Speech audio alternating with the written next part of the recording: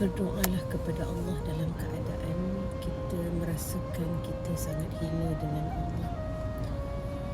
Ada satu doa yang telah zikir yang telah dibuat dan ditulis oleh ahli sufi yang benar begitu merendahkan dirinya, dan walaupun dia banyak mendirikan salat tahajud pada ketika malamnya, banyak bersedekah, banyak beribadah, banyak melakukan ketaatan kepada Allah, dan mereka berdoa kepada Allah di malam hari dalam keadaan penuh kehinaan kepada Allah. Ilahi lastu lil firdaus, wahai Allah, kami tidak layak masuk ke dalam syurga-Mu, dan kami juga takut untuk masuk ke dalam neraka-Mu, ya Allah.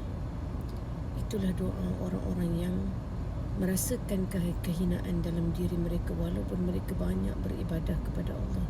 Mereka banyak mendirikan qiyamul lail, mereka banyak bersedekah kepada Allah, dan mereka merasakan tidak ada apa-apa pun atas apa pun kebaikan yang mereka lakukan.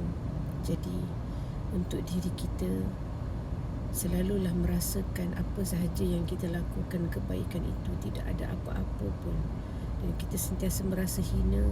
Dan ketika mana kita sujud kepada Allah dan kita bangun malam dan kita berdoa kepada Allah, rasakanlah bahawa kita tak ada apa-apa pun di sisi Allah, dan kita berharap dengan penuh kehinaan bahawa Allah lah yang kita harapkan menerima doa kita dan taubat kita kepada Allah.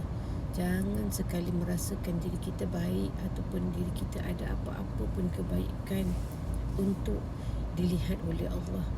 Maka itulah kunci, moga-moga hati kita sentiasa berada dalam keadaan salim, iaitu sentiasa berada dalam keadaan merasakan diri kita hina di sisi Allah.